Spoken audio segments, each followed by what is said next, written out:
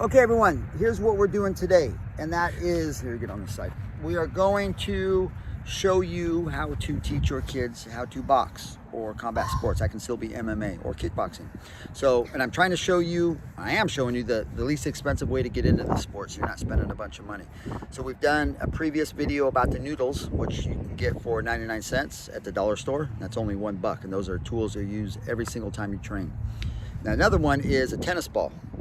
Now, it's very inexpensive. A lot of people have tennis balls just being around, or if you go buy, you can buy used ones at a lot of sports stores that sell used goods. Or if you want to go buy new ones, it's still cheap. And if you don't have a tennis ball, you can use a pair of socks. Just get one sock, roll it up, and then kind of fold it, and then it simulates a tennis ball. So that's, everybody's got socks, so then you're good to go. So you don't even need to buy anything if you don't want. Now, here's what we're going to do with this. Hand-eye coordination. Excuse me. Hand-eye coordination is very important in the sport of boxing. So here's what we're going to do. For the sake of, there's grass down here and the ball doesn't bounce very well, we're going to show you one version of the many we have to use this sucker, okay? Now, obviously, if you're right-handed, it's going to be easier with your right hand. But what I suggest and what I would require you to do is you're going to do this with both, because if you want to get good at boxing or anything in life or sports related, whatever you do off the right hand or your predominant hand, you have to be able to do off your least predominant hand. It's very important, okay? You may drop the ball a bunch of times. You're going to drop the ball. I've done it. I've dropped the ball a bunch of times on your predominant hand. So just, if you're doing it with your other hand, that's cool too. And it doesn't matter, because you're just going to pick it up. It's like anything else. Whether it's basketball, baseball, playing the piano, playing tennis, everybody's got to start from somewhere. So don't, if you're dropping it, if you do it 100 times and drop it 100 times, that's okay. That's just, you're just learning how to get it. But once you get this down, you'll be really, it's going to really help your boxing game. So here's what we're going to do. In and of itself, this is one of the easier ways to get started. But again, I have a bunch of drills you can do with this or other balls. But in and of itself, here we go. So we are in, and you can start either lead, okay? It's easier to start if you're right-handed with your right hand forward, okay?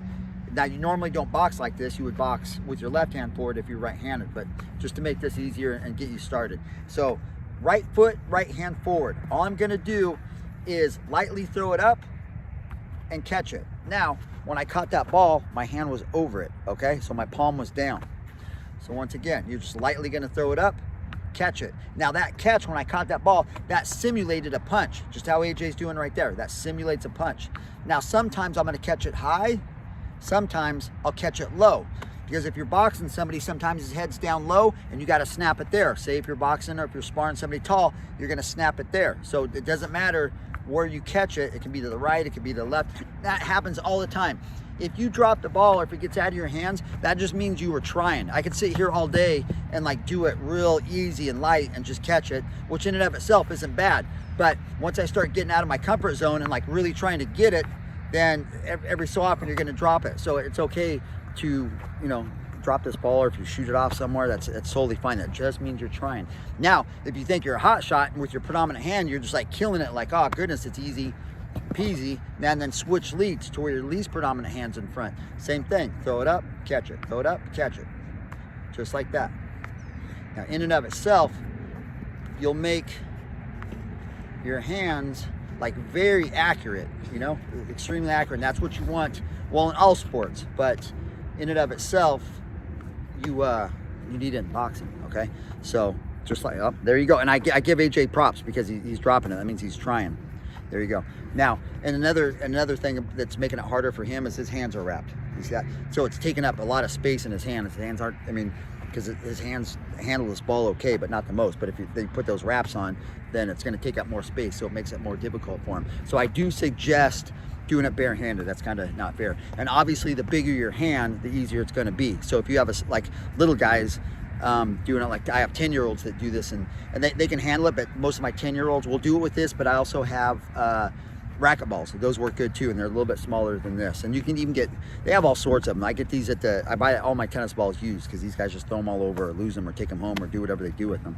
So in and of itself, that's a great drill. So we're getting you started off into boxing, very inexpensive. If you don't have a tennis ball, get some socks, that'll work. Once again, if you have questions, if you have comments, if you want to know something, or if we need to put another video together, we can do that, right? Yes. Okay. See that? lot harder than it looks too. Yeah, it takes a minute to get used to, all right? So, like I said, if you have questions, hit us up. We'll put it together. But we have boxing, MMA, kickboxing, self-defense. We're covering the whole thing for kids and through this pandemic, because a lot of people locked up at home, you know. So it's sad enough as it is. But we'll get everybody going. Stay active. If you can go to the park, go to the park. That's pretty much why we're here. Sometime we're going to try to do a lot of videos out in the park. Some will be in the gym. We're just going to mix it up to show you where you can do a lot of these drills just about anywhere. So again, so I hope everybody has a blessed day. And for right now, if you didn't know, now you know.